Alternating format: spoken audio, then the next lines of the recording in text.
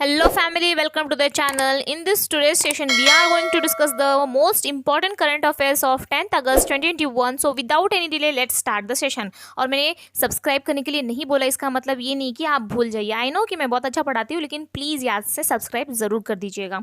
So let's start the session. Our first question is Ujjwala 2.0 will provide free cooking gas connections to the economically weak families when this scheme was launched. तो ये उज्ज्वला 2.0 जो ये scheme है, ये gas connection देने वाला है, free cooking gas connection देने वाला है गरीब लोगों के लिए जो इकोनॉमिकली वीक सेक्शन है. तो ये स्कीम लॉन्च कब हुआ था?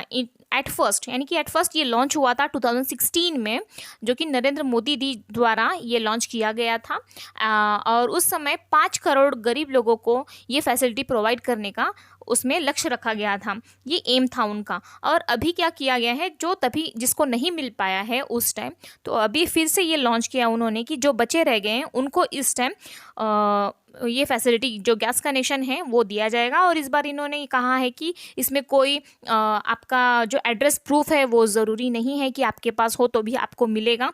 और ये महिलाओं के नाम पे दिया जाता है. मतलब जो घर की ओनर है, जिसको महिला जिसको बोला जाता है, किचन की तो वही होती है, तो उनके लिए ये दिया गया है, उनके नाम पे ये दिया जा रहा है. हाँ, तो इस बार का जो उनका लक्ष्य है, एम है, वो 1 करोड़ लोगों को वो देंगे. और इस बात का जो उन्होंने फिर से ये जो लॉन्च किया है 2.0, ये उत्तर प्रदेश के जो महोबा कुछ नाम का ये है, वहाँ से इन्होंने ये स्टार्ट किया था. और वहाँ पे 1000 लोगों को इन्होंने LPG कनेक्शन डिस्ट्रीब्यूट किया था. सो अच्छी बात है कि अभी एड्रेस प्रूफ भी नहीं मांगा जा रहा है और 1 करोड़ लोगों का इनका ये एम है अभी इस बार. और ये वीडियो जो कॉन्फ्रेंस है उसके द्वारा मिस्टर नरेंद्र मोदी जी ने ये फिर से लॉन्च किया हुआ है.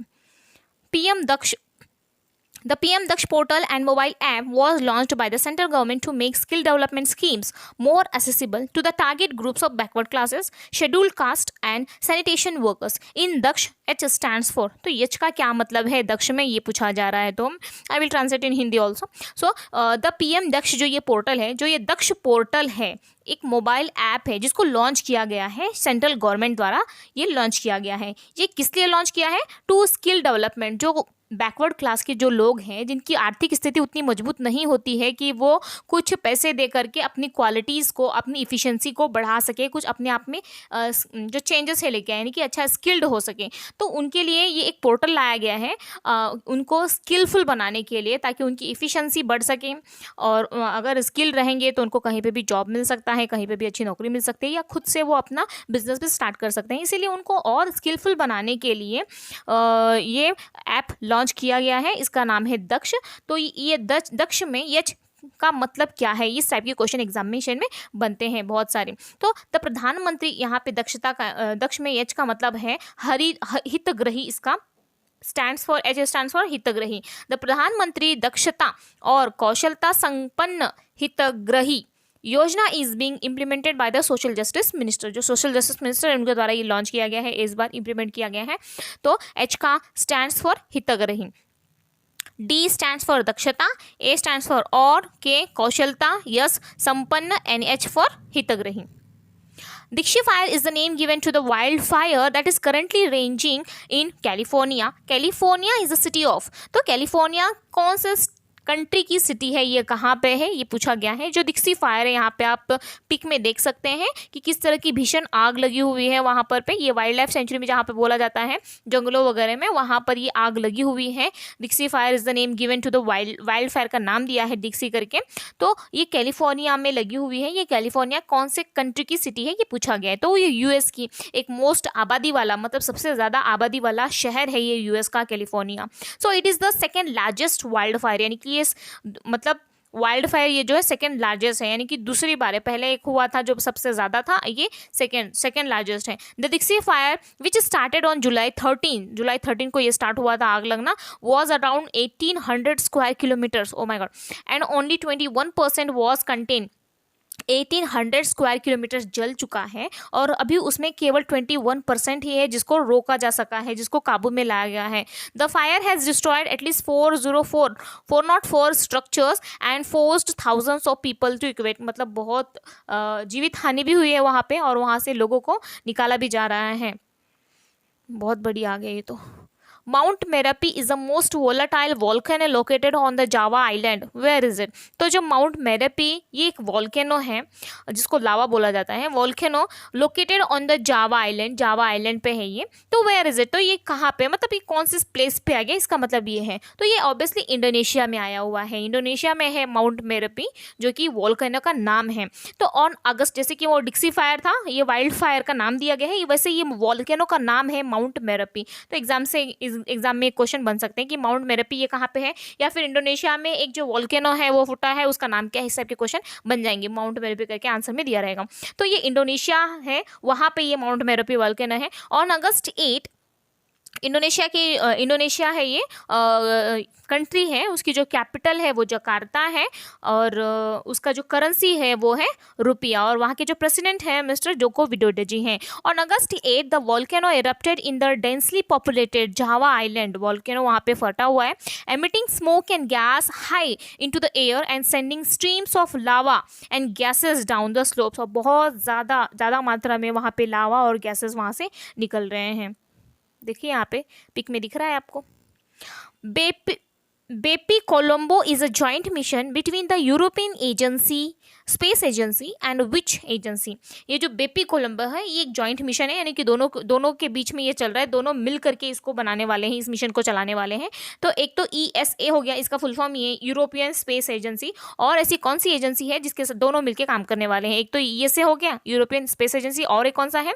JAXA है, जापान एरोस्पेस एक्सप्लोरेशन एजेंसी। ये जाक्सा यानी कि ये जापान का एक स्पेस एजेंसी है, जैसे हमारे यहाँ इंडिया का क्या है, अमेरिका का नासा है, इंडिया का इसरो एंड DRDO है, वैसे जापान का JAXA है, जापान JAXA, इस टाइप से आप याद रख सकते हैं। तो Japan aerospace exploration agency, under this mission 2 satellites, Mercury planetary orbiter and Mercury magnetospheric orbiter were launched together to conduct comprehensive research on Mercury. The mission was launched in 2018. ये जो मिशन है ये 2018 में इसको लॉन्च किया गया था, और ये किस लिए बनाई? मर्क्यूरी के बारे में डिटेल में इंफॉर्मेशन, कुछ इंपॉर्टेंट इन्फॉर्मेशन लाने के लिए इन दोनों को अभी ऑर्बिट में भेजा जाएगा। किसको भेजा जाएगा? 2 satellites, Mercury planetary orbiter and Mercury magnetospheric orbiter, इन दोनों को लॉन्च किया जाएगा स्पेस में। Akatsuki, also known as the Venus Climate Orbiter, is a space probe developed by JAXA to study the atmosphere of which planet? तो ये Akatsuki, again JAXA की बात आ गई है यहाँ पे। Akatsuki, also known as the Venus, अब ये Venus के क्लाइमेट के जो उसके बारे में यहाँ पे स्टडी करने वाले हैं ये।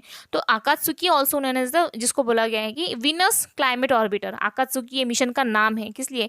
जब बोला जाएगा कि विनस की स्टडी करने के लिए कुछ ऑर्बिट भेजा गया है या फिर डेवलप किया गया है, तो वो कौन से प्लैनेट के लिए किया है? वो वीनस के लिए किया है। उसका नाम क्या है? आकात्सुकी उसका नाम है। Akatsuki also known as the Venus climate orbiter is a space probed developed by JAXA to study the atmosphere of which planet. तो वीनस का एटमॉस्फेयर डिस्कस करने के लिए, डिटेल में उसका इन्फॉर्मेशन लाने के लिए उन्होंने आकात्सुकी ये क्लाइमेट ऑर्बिटर डेवलप किया है। तो JAXA is a space centre of Japan, मैंने ऑलरेडी बता दिया। जापान की कैपिटल टोक्यो है, करेंसी ये, वहाँ के जो प्राइम मिनिस्टर है मिस्टर योशिहिदे सुगा जी हैं। India and China has plan to set up a no patrolling zone at one of the disputed areas. What is the name of it? China India border, किसी भी कोई भी country अपने border पे वहाँ पे patrolling करती है, यानी कि वहाँ पे पहरेदारी करती है कि ये हमारा बॉर्डर है, आप यहाँ पे नहीं आ सकते हैं। तो उस तरह की पेट्रोलिंग में के लिए क्या है कि चाइना और इंडिया में बहुत सालों से एक जगह के लिए क्या हो रही थी, विवाद चल रहे थे, उनके बीच में कॉन्फ्रंटेशन चल रहा था। तो उसको रोकने के लिए उन्होंने क्या बोला है कि अभी इस एरिया पे ना आप करेंगे ना हम करेंगे पेट्रोलिंग, ना आपका ये एरिया है ना हमारा एरिया है, तो इसको छोड़ दिया गया है, उसको छोड़ दिया गया है। तो वो कौन सा प्लेस है? उस प्लेस का, उस एरिया का नाम क्या है? उस डिस्प्यूटेड एरिया का नाम क्या है? तो the Gogra hot springs Kongka La sector, ये जो नाम है उसको छोड़ दिया गया। मतलब वहां पे अभी ना इंडिया ना चाइना, दोनों की भी नहीं चलने वाली है। Karnataka state has become the first one two issue, okay China हाँ चाइना की बात की गई। चाइना कैपिटल का जा दो, बाद में बता दो। चाइना कंट्री है, उसकी जो कैपिटल चाइना, उसकी कैपिटल बीजिंग है। मेरा बेटा आ गया था यहाँ पे, सॉरी फॉर दैट। चाइना उसकी कैपिटल बीजिंग है और जो करेंसी है युआन है। Karnataka state has become the first one to issue the order about the implementation of National Education Policy 2020. Who is the education minister? तो education minister कौन है? Okay तो कर्नाटका स्टेट अभी ऐसा फर्स्ट स्टेट बन गया है जो कि नेशनल एजुकेशन पॉलिसी इम्प्लीमेंट करने वाली है। तो education minister mister Dharmendra Pradhan जी हैं, जो कि जिनकी कॉन्स्टिट्यूएंसी है देवघर उड़ीसा से है। What is the rank of India in global coronavirus innovation ranking? तो global coronavirus innovation ranking में इंडिया की क्या रैंकिंग है? 32 है। Veteran actor Shabana Azmi has launch the book spend by Kolkata girl Brisha Jain. जो वेटरन एक्टर है यानी कि जानी मानी जो हस्ती है हमारी शबाना आजमी जी, उनके द्वारा ये लॉन्च किया गया है। और लिखा किसके द्वारा गया है? ब्रिशा जैन द्वारा लिखा गया है। तो वो बुक का नाम क्या है? The year that was not the diary of 14 year old. तो ये बुक का नाम है जिसको लिखा गया है ब्रिशा जैन द्वारा और लॉन्च किया गया है शबाना आजमी जी द्वारा। Which country top the overall medal table in Tokyo Olympics 2021? जो टोक्यो ओलंपिक हुआ था जापान में, तो उसमें सबसे पहला रैंक किसको है? टेबल टैली में मेडल टैली में सबसे ज़्यादा मेडल किसको मिले हैं? तो 113 आई गेस 113 ये यूएसए ने है होल्डर, फर्स्ट रैंक होल्डर। तो 39 उसको गोल्ड मिले हैं, 41 सिल्वर मिले हैं एंड 33 ब्रॉन्ज मेडल मिले हैं। PM Modi has become the first prime minister of India to chair UNSC open debate. What is the full form of UNSC? तो पीएम मोदी जी ऐसे पहले प्राइम मिनिस्टर बन चुके हैं जो कि यूएनएससी की मीटिंग को चेयर कर रहे हैं। तो यूएनएससी का फुल फॉर्म क्या है? उसका फुल फॉर्म है United nation security council. Our 13th question is the Athletics Federation of India has decided that Javelin Throw Day will be on 7th August every year in honor of the Olympic gold medalist Neeraj Chopra, who is the sport minister. तो क्या बताया गया है कि जो अभी Tokyo Olympics हुए थे उसमें नीरज चोपड़ा जो कि हरियाणा के पानीपत से बिलोंग करते हैं, वो एक जैवलिन थ्रोवर है यानी कि वो भाला फेंक का उनका कैटेगरी है स्पोर्ट्स में। तो उन्होंने गोल्ड मेडल जीता है ओलंपिक में, इसीलिए उनके सम्मान में, उनके ऑनर में जैवलिन थ्रो डे मनाया जाएगा ये 7 अगस्त को। जैवलिन थ्रो डे जो कि जैवलिन थ्रोवर हैं, इसीलिए उनके सम्मान में 7 अगस्त को जैवलिन थ्रो डे ये मनाया जाएगा। तो स्पोर्ट मिनिस्टर कौन है ये पूछा गया है, तो अनुराग ठाकुर जी हैं स्पोर्ट मिनिस्टर, जिनकी कॉन्स्टिट्यूएंसी है हमीरपुर हिमाचल प्रदेश से। The Athletics Federation of India has decided that javelin throw okay that I guess फिर से क्वेश्चन रिपीट हुआ है। The Athletics Federation of India has decided that javelin throw day will be on 7th August every year in honour of the Olympic gold medalist Neeraj Chopra. What was the venue of Olympic? तो अच्छा, इसमें Olympic पूछा गया है, उसमें अलग थोड़ा सा पूरा डिटेल वही था लेकिन थोड़ा सा क्वेश्चन लास्ट में ट्विस्ट कर दिया है। उसमें स्पोर्ट मिनिस्टर कौन है पूछा गया, इसमें वेन्यू ऑफ ओलंपिक पूछा गया, दैट इज टोक्यो जापान। ये जापान के टोक्यो में हुआ था ओलंपिक, जापान के टोक्यो में हुआ था। जापान की जैसे बात की गई है, commemorates which day every year as Nagasaki day. तो जापान नागासाकी डे कब मनाया गया है? ये 9 अगस्त को मनाया गया है, क्योंकि 9 अगस्त को अगस्त 9 1945 1945 में यूनाइटेड स्टेट यानी कि अमेरिका ने जापान के हिरोशिमा एंड नागासाकी पे बम गिराए थे। उसमें से एक का नाम लिटिल बॉय था और दूसरे का फैट मैन, ये 2 टाइम के बम थे जो कि गिराया गया था जापान पर। और 6 अगस्त को हिरोशिमा डे मनाया जाता है और 9 अगस्त को नागासाकी डे मनाया जाता है। फिर से हम बात करें तो जापान की कैपिटल टोक्यो है और जो करेंसी येन है और वहाँ के जो प्राइम मिनिस्टर हैं मिस्टर योशिहिदे सुगा जी हैं। So if you like the video then please subscribe the channel. मैं बोल नहीं रही हूँ बार बार क्योंकि आप डिस्टर्ब ना हो पाए, लेकिन प्लीज़ अगर वीडियो ज़रा भी अच्छी लगी तो प्लीज़ सब्सक्राइब कर दीजिएगा। ये बिल्कुल फ्री है, इसमें कोई चार्जेस नहीं लगने वाले हैं आपको तो इससे कुछ फ़र्क नहीं पड़ता कि आप सब्सक्राइब करें, लाइक करें ना करें, उतना फ़र्क नहीं पड़ने वाला। लेकिन जो बनाने वाला है जो चैनल चला रहा है, तो उसके लिए बहुत बहुत बहुत बड़ी बात हो जाती है, क्योंकि उसके चैनल पे व्यूज़ आ रहे हैं तो ऑब्वियसली उसका मोटिवेशन बना रहेगा, उसकी लाइफ ही चेंज हो जाती है, उसे और काम अच्छी तरीके से करने के लिए वो हमेशा रेडी रहेगा।